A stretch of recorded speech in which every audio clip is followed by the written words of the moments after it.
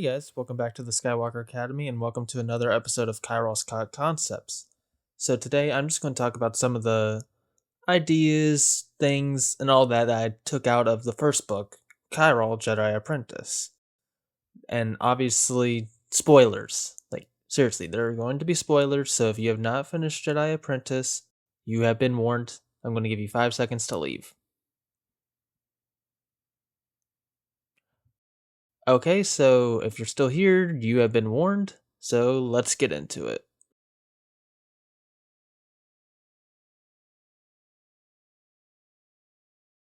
So, when I had my general main plot outlined, the one thing I hadn't figured out yet was the time period, like exactly when it takes place. I was toying around with a few different ideas. The first draft of The Legend of Kyrol would have been set during the Old Republic era, but I couldn't exactly pinpoint the exact time frame I wanted, plus I'd have to worry about all this extra lore that I would want to keep intact. Like, I don't want to change stuff that's been established. I also was tempted to have it during the prequel era, but that was ultimately scrapped for the same reason. Although that, let's be honest, that kind of would have been cool. Kyrol during the prequel era.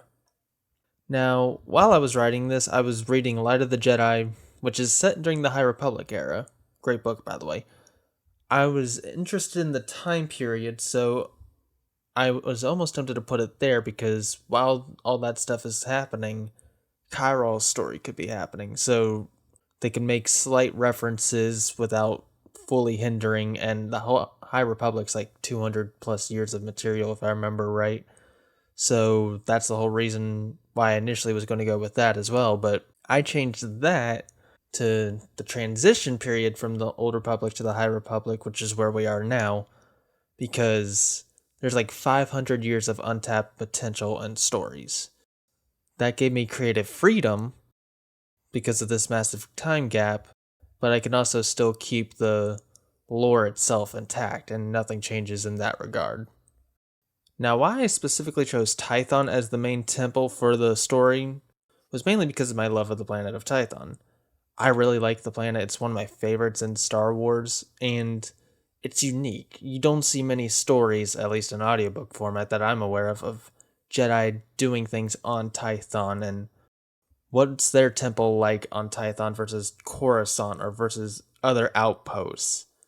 So that was something I really wanted to explore a bit. You didn't see too much of it, obviously, because I was really focusing on Kyrol story specifically, but it's something that I was initially going to put in there more about what their temple is like.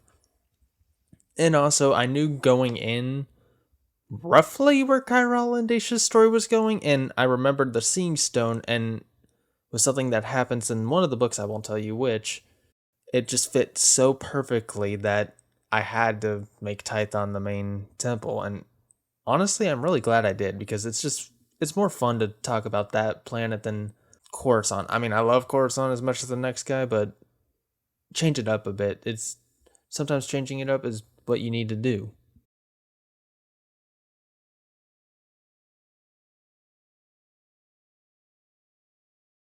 Now, the biggest thing that I changed or slash cut from Jedi Apprentice was the Jedi Traitor. Going in, I didn't initially know who it was going to be, but I had my mind set on two people. I just couldn't figure out which one I wanted.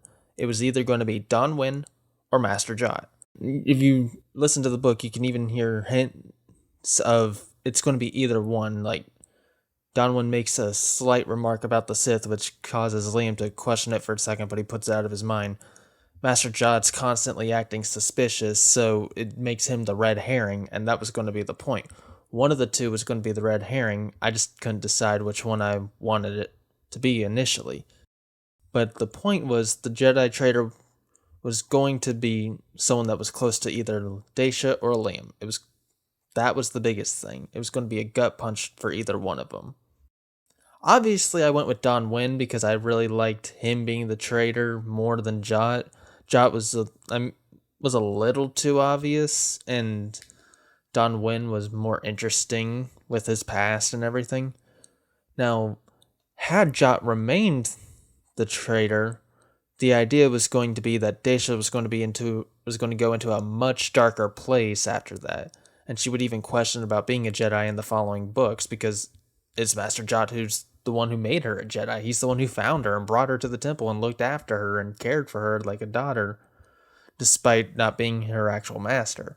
So Daisha and Kyrol might not have initially been might not have become a couple because of that, because she's so constantly fluctuating with how she feels about being a Jedi. Obviously, I went with Don Wynn, and it really brought out more of Liam's story into a darker place. Because in the first book, I liked Liam in the first book, but he's probably the weakest character in my opinion. He's just a little too much, too like basic, your typical Jedi. But with this, making Don Wynn the traitor really brought out more of Liam's darkness, which is something that I really wanted to do. Show his darker side. What kind of things does he do going forward past this point? And speaking of Liam, early on, Liam was actually going to already be a Jedi Knight. Like he was still going to act like the older brother to Kyrol, but he was going to be maybe like 2-3 years older than him instead of a year older.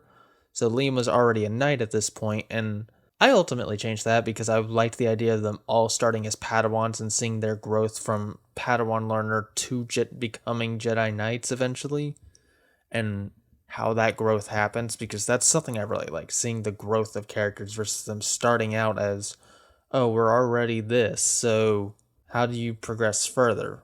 Which is an interesting challenge to write, but not something I wanted to try to do first time.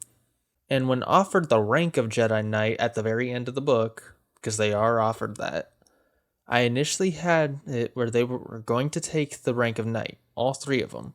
But I changed that mostly to show their maturity. Knowing that they were not ready, they still had growth to learn, and even after everything they faced, they knew that they still don't deserve the title because of this crap they pulled to get to that place to where they were. What was it? Oh yeah, it was Ossus. To the stuff that they had to do to get to Ossus. It was not very Jedi-like. So, in their hearts, they knew they didn't deserve it, despite the fact that they did deserve it, if that makes sense.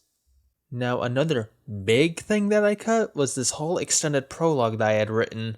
This was going to show Kyrol and Liam and Daisha even during their youngling trials. Daisha and Liam becoming Jedi Padawans while Kyrol did not. Liam begging Don Wynn to take him as a student, but he can't. It was also going to show a slightly different Shara Kazina, where she's still a wise Jedi, but she's not the Jedi we know. She's a little bit more like Anakin, a little more boisterous, cocky, slightly immature, but still level-headed. And she grew this connection to Kyrol in a brief interaction she had with him prior, despite still not wanting to take him as a student. Ultimately, she takes Kyrol as a Padawan after arguing with the Jedi instructors and saying, yes, I will do this, I am willing to take on this responsibility. Which, by the way, part of that was actually turned into the comic. Full video by it, clicking the card, it's up there. This was ultimately cut because the whole chapter felt like exposition. Because that was what this was going to be. This was going to be a whole chapter of this.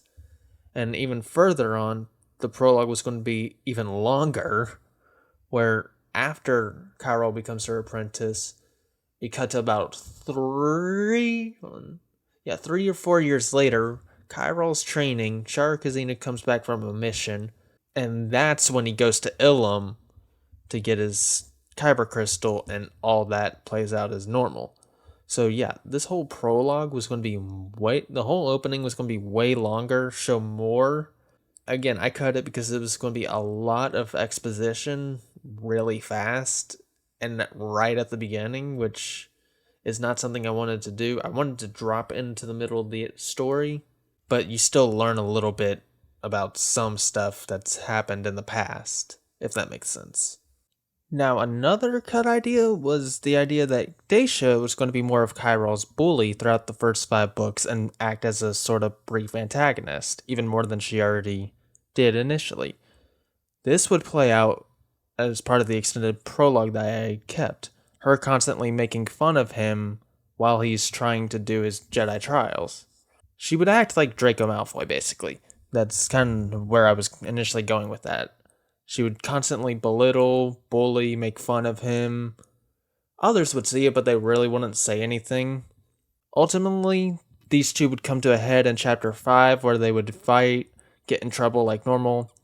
They would actually have to work together in the archives as a punishment, and that's when she would confess why she bullies him and she's jealous about his connection to the Force compared to her rather weak connection.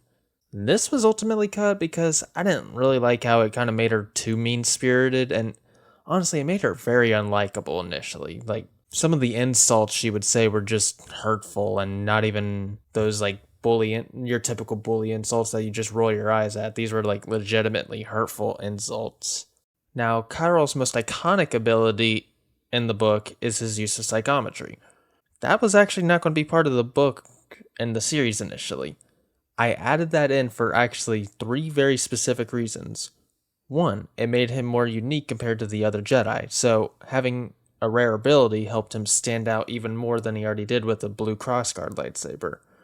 2, and this is the part that I liked the most, it's a clever way to give out important information while focusing on other aspects.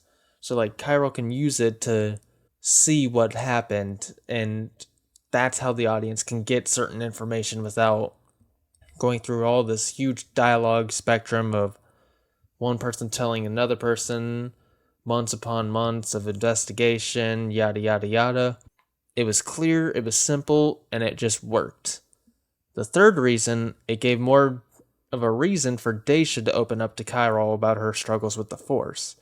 When she found out Kyrol had this ability, it really opened her eyes more to, I'm jealous. I'm mad that I'm not as good as you. You have this ability. I don't. I'm not a good Jedi. So forth, so forth. Now, I cut a few smaller scenes, but these really didn't have too much. These were just mostly just scenes of Kyrol, Liam, and Daisha bonding with each other, them slowly becoming friends before they decided to sneak out to Ossus. It would add a little bit more drama to their brief altercation when Kyrol suspects Master Jaw and Master Kazina gets attacked. So it's like these guys just became friends. Now they're bickering. Could their new friendship be tested? That's kind of what I was initially going for, but I cut these out because they were just really filler. They didn't add too much. It was just them going about their days together, training. And plus, I liked the idea of them bonding as they make their way to Ossus and as they sneak through the temple, seeing how their personalities interact with each other and work off of each other in a high-stakes situation. It was more interesting that way. Now, I'm sure most of you are kind of glad that I took out these ideas and we got the book that we got, but it is interesting to just see how much had changed during this process because it wasn't a clear cut, straight and narrow. I knew exactly every little detail that was going to happen. So yeah, if you guys enjoyed this video, like, subscribe, all that stuff that you hear every YouTuber say. And until next time, may the Force be with you.